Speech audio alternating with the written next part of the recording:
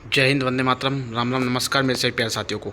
अग्निवीर योजना को लेकर बीजेपी गवर्नमेंट नहीं चाहती कि अग्निवीर योजना बंद हो। वो पूर्ण बीजेपी चाहती है कि अग्निवीर योजना जो चल रही है वो इसी तरह से चलती रही। अगर बीजेपी गवर्नमेंट अग्निवीर योजना को बंद करती है तो बिल्कुल ये स्पष्ट हो जाएगा कि बीजेपी ने अपनी गलती मान ली है। तो इसलिए बीजेपी नहीं चाहेगी कि अग्निवीर योजना बंद हो। अग्निवीर योजना को लेकर के अभी आपने पिछले हफ्ते एक मतलब कि अर्धसैनिक बलों के जो डीजी थे उनकी वीडियो देखी हो तो उसमें उन्होंने कहा था कि हम जो आपकी CRPF, CISF, BSF, Assam rifle में जो भर्ती होगी सभी में 10% आरक्षण देंगे। जो भी भर्ती होगी सब में 10% आरक्षण देंगे। उसी को लेकर के 15 साल से ट्रेंड जवानों को जॉब नहीं मिल रही, यानी कि जो 15 साल के बाद आर्मी से रिटायर होते ट्रेंड जवान होते हैं उनको ही जॉब नहीं मिल पा रही। 7 लाख पद खाली पड़े। मैं आपको एक बार दिखा दूँ, उसके बाद इसको पूरा पढ़ करके सुनाऊंगा।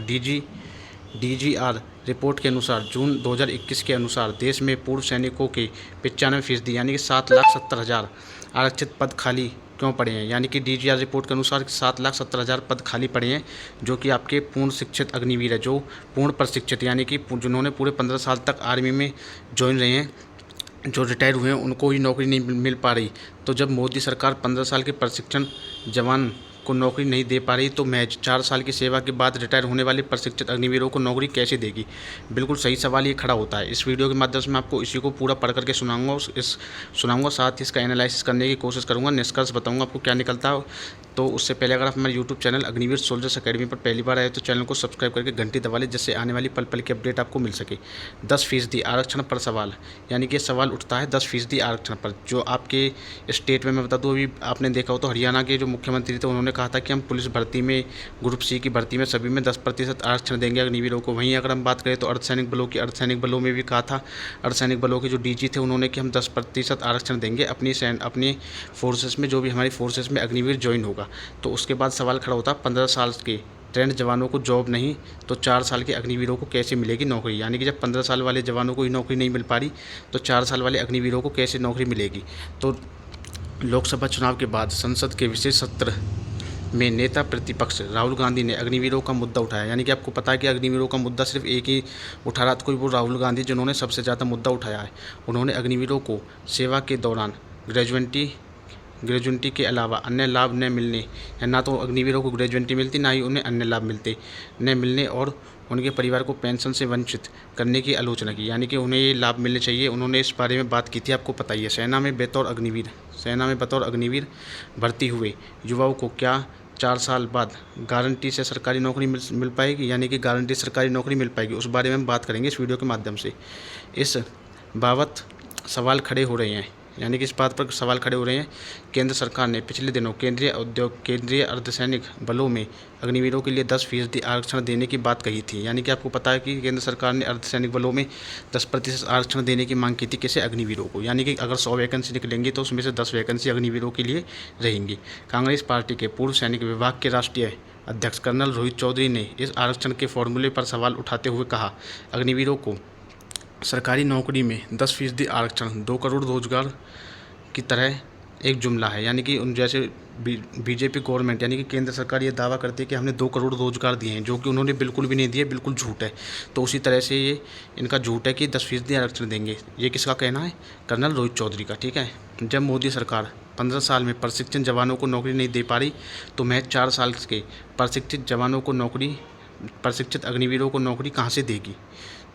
तो क्या 10वीं पास अग्निवीर युवा 4 साल बाद किसी सरकारी नौकरी का पेपर कर पाएंगे, यानी कि किसी सरकारी नौकरी का पेपर दे पाएंगे। तो लोकसभा चुनाव के बाद हुए संसद के विशेष सत्र में नेता राहुल गांधी ने अग्निवीरों का मुद्दा उठाया। अग्निवीरों के दौरान ग्रेजुएटी पर लाभ न मिलने और उनके परिवारों को पेंशन से वंचित की आलोचना की थी। राहुल गांधी ने दावा किया था कि सरकार अग्निवीरों को इस्तेमाल करके उन्हें फेंक देने वाले मजदूर के रूप में देखती है। यानी कि उन्होंने कहा था कि अग्निवीर यूज एंड थ्रो, आप सभी ने सुना होगा ये तो सरकार उस नज़रिए से देखती है, उन्हें शहीद का दर्जा भी नहीं देती। रक्षा मंत्री राजनाथ सिंह ने लोकसभा में अग्निवीर भर्ती को लेकर राहुल गांधी के दावों का खंडन करते हुए कहा कि 158 संगठनों का सुझाव लेने के बाद अग्निपथ योजना को लागू किया गया। किसने कहा था ये? हमारे रक्षा मंत्री राजनाथ सिंह जी ने। राहुल के बयान के बाद सीआरपीएफ, बीएसएफ, सीआईएसएफ के महानिदेशकों ने कहा कि केंद्रीय गृह मंत्रालय ने सीएपीएफ यानी कि जो सेंट्रल आर्मड पुलिस फोर्सेस होती है में सिपाही के 10% पद भूतपूर्व अग्निवीरों के लिए आरक्षित कर दिए हैं। यानी कि जो अग्निवीर रिटायर होंगे तो उनके लिए 10% आरक्षण कर दिए। किसमें? अर्धसैनिक बलों में। अग्निवीरों को केंद्रीय पुलिस बलों में नौकरी भी मिलेगी। यानी कि केंद्रीय जो पुलिस बल है, CAPF central armed police force है, उनमें नौकरी मिलेगी अग्निवीरों को। ठीक है, उन्हें फिजिकल टेस्ट में छूट दी जाएगी। यानी कि आप सभी को पता, उन्होंने कहा था कि एग्जाम पास कर लेगा तो सिर्फ एग्जाम पास करना होगा, उनको फिजिकल नहीं होगा। तो कांग्रेस पार्टी के पूर्व सैनिक विभाग के राष्ट्रीय अध्यक्ष कर्नल रोहित चौधरी ने अग्निवीरों के लिए घोषित की गई इस 10% आरक्षण व्यवस्था पर कई सवाल उठाए। उन्होंने कहा कि 10वीं पास अग्निवीर युवा 4 साल बाद किसी सरकारी नौकरी का पेपर कर पाएगा? क्या 4 साल सेना में रहने के बाद एक जवान फिर से पढ़ाई शुरू कर पाएगा? ये बिल्कुल सवाल उठना चाहिए इस बात पे कि जो 4 साल अग्निवीर अब जो बॉर्डर पर रह लेगा, क्या वो दोबारा से अपनी पढ़ाई शुरू कर पाएगा? सेना में फिजिकल वर्क ज़्यादा रहता है, क्योंकि सेना में जो काम होता है वो फिजिकल वर्क ज़्यादा होता है।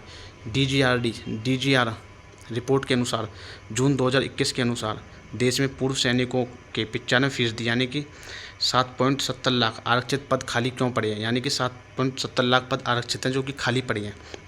जब मोदी सरकार 15 साल के प्रशिक्षित जवानों को नौकरी नहीं दे पा रही, तो महज 4 साल की सेवा के बाद रिटायर प्रशिक्षित अग्निवीरों को नौकरी कैसे देगी? बिल्कुल सही सवाल खड़ा होता है कि कैसे देगी। बतौर कर्नल रोहित चौधरी, केंद्र सरकार अग्निवीरों को फिजिकल में मेडिकल में छूट देने की बात कर रही है। केंद्र सरकार जो आपके अर्धसैनिक बलों में भर्ती होंगे तो उनको फिजिकल और मेडिकल में छूट देने की बात कर रही है, लिखित परीक्षा में क्यों नहीं? यानी कि जो छूट केंद्र सरकार कह रही है कि हम अर्धसैनिक बलों में फिजिकल और मेडिकल टेस्ट में देंगे, तो वो लिखित परीक्षा में छूट क्यों नहीं देना चाहते? तो उनसे बोलो कि लिखित परीक्षा में भी तो छूट दो। लिखित परीक्षा मतलब, क्योंकि एक बच्चा जब कोई हार्ड वर्क करके आएगा, वहाँ पर आपका फिजिकली काम ज़्यादा होता है आर्मी में, तो उनको बच्चों से बोलो कि उनसे फिजिकल टेस्ट ले लोगे तो बच्चों उनका जो अग्निवीर रहेंगे तो वो फिजिकल टेस्ट तो पास कर लेंगे, लेकिन लिखित परीक्षा उन्हें भारी पड़ेगी। क्यों? क्योंकि वो अपनी पढ़ाई फिर से जारी करना बहुत कठिन हो जाता है एक बार छोड़ने के बाद, क्योंकि आर्मी में जो आपका फिजिकली काम वो ज़्यादा होता है। क्या लिखित परीक्षा में पूर्व सैनिक व अग्निवीर जवान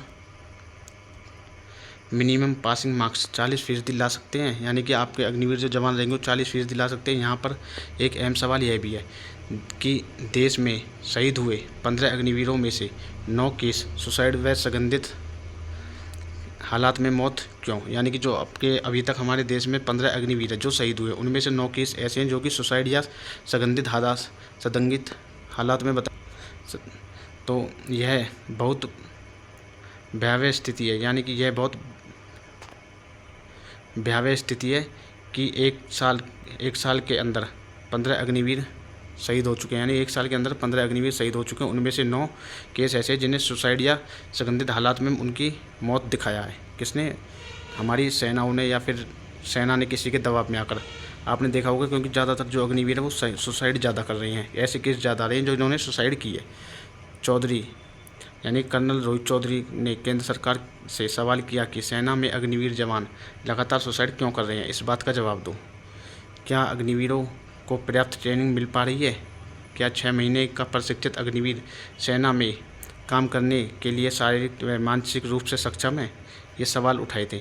पिछले 1 साल में कितने सामान्य सैनिकों ने सुसाइड किया है? यानी कि कितने ऐसे सामान्य सैनिक हैं जिन्होंने सुसाइड किया है?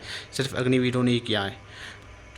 अवधि के दौरान अग्निवीर सैनिकों ने सुसाइड किया है, यानी कि ट्रेनिंग की जो अपनी अवधि होती है उसके दौरान सुसाइड किया है। सरकार संसद में श्वेत पत्र लेकर आए कि अग्निवीर सैनिक व रेगुलर सैनिक में भेदभाव क्यों हो रहा है? यानी कि रेगुलर सैनिक और अग्निवीर सैनिकों में भेदभाव तो हो रहा है, ये पक्की बात है।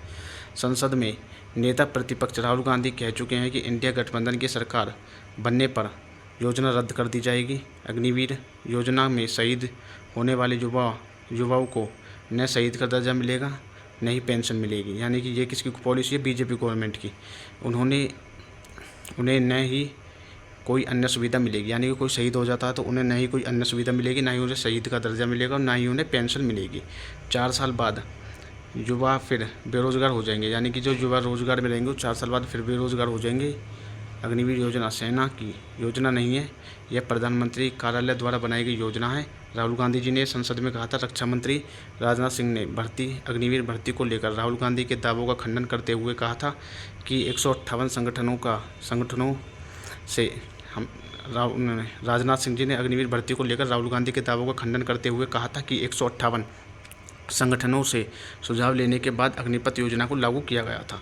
तो ये पूरा इसका हो जाता है, यानी कि कुल मिलाकर बात यहाँ की जो अग्निवीर योजना है बंद होनी चाहिए, पुरानी भर्ती चालू होनी चाहिए, जो पहले भर्ती होती थी सेम वही भर्ती आपकी रहनी चाहिए। यही कहना चाहेंगे हम।